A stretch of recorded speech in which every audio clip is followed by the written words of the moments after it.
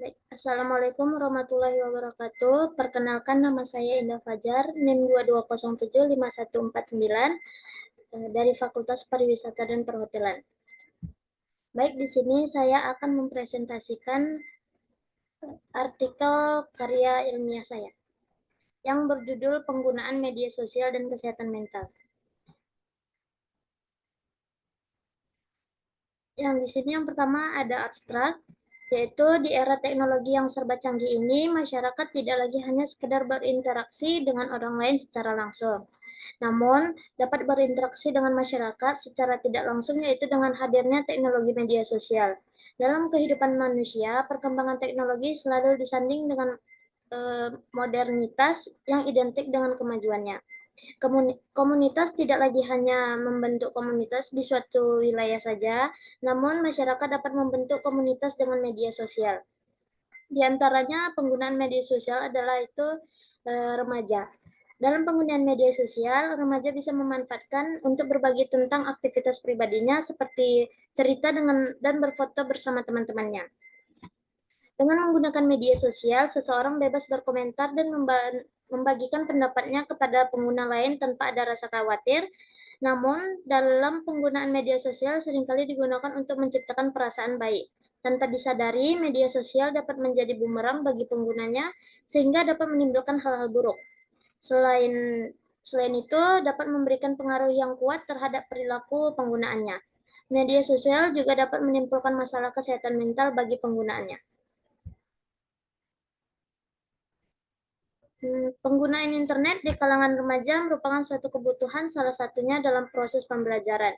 Di sisi lain, remaja yang tidak mampu mengendalikan dirinya menggunakan internet untuk mengakses media sosial secara berlebihan. WHO menjelaskan faktor yang menjadi fenomena baru mempengaruhi kesehatan mental. Akibatnya, perkembangan teknologi dan media sosial, kondisi psikososialnya seseorang dapat dilihat dari lingkungannya, baik di lingkungan rumah, sekolah, maupun masyarakat. Di sini kita akan membahas tentang dampak negatif dan dampak positifnya.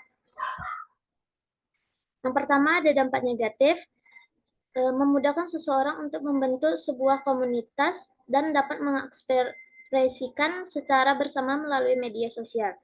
Dengan perkembangan teknologi yang semakin canggih, perusahaan-perusahaan memanfaatkan media sosial sebagai alat pemasaran dengan bentuk iklan yang sangat menarik.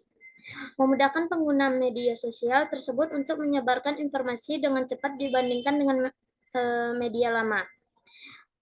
Lalu, media sosial mampu membagi konten pengguna hanya dengan melalui aplikasi, memudahkan pengguna sosial untuk berinteraksi dengan teman atau keluarga tanpa mengenal jarak.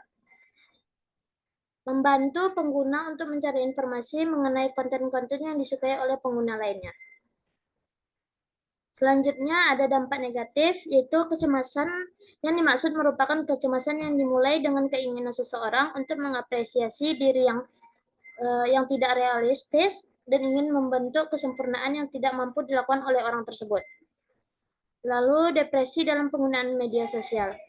Dampak lainnya adalah depresi.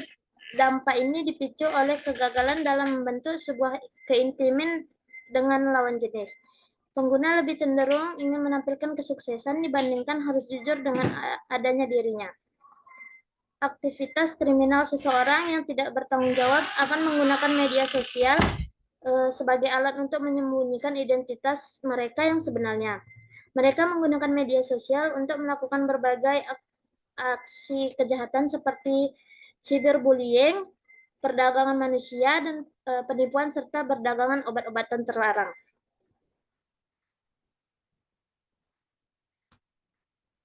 Di sini ada jumlah penggunaan aktif media sosial di Indonesia dari tahun 2014 sampai tahun 2022.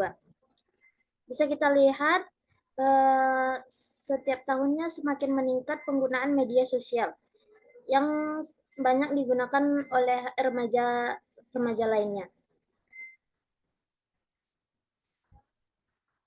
Media sosial dan stres karena ketika individu di media sosial identik dengan komentar dan bertindak ke arah positif dan negatif, itu lebih sulit diberhentikan.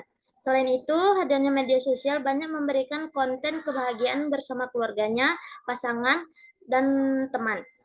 Individu tertentu membandingkan hidup mereka dan teman-teman mereka yang terlihat bahagia. Jaringan media sosial diakses secara gratis seperti bisa menggunakan Facebook, Instagram, WhatsApp, YouTube, dan TikTok lainnya.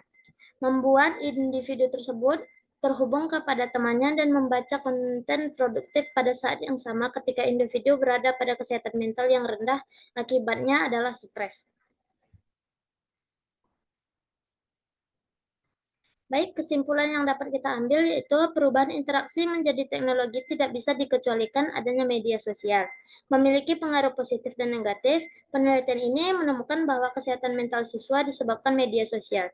Meskipun keadaan kesehatan mental siswa dalam kategori sedang dilihat dari model penelitian yakni 50% media sosial terhadap kesehatan mental akan tetapi menjadi penting karena masa remaja adalah masa transisi. Gangguan kecemasan seperti stres, depresi, dan kesepian merupakan dominan dalam usia remaja sehingga perlu terus dilakukan berbagai upaya pencegahan untuk bijak melakukan media sosial. Implikasi manajerial penelitian ini membutuhkan sinergitas pihak terkait profesional kesehatan, pemerintah, dan sekolah dalam konsekuensi yang timbul dari sosial media efek. Peran guru, khususnya guru pendidikan agama Islam, sekolah untuk untuk selalu meningkatkan bijaksana dan positif dengan hadirnya media sosial. Baik, itu saja yang dapat saya sampaikan dari hasil presentasi saya ini. Bila ada salah dan kata, mohon dimaafkan. Wassalamualaikum warahmatullahi wabarakatuh.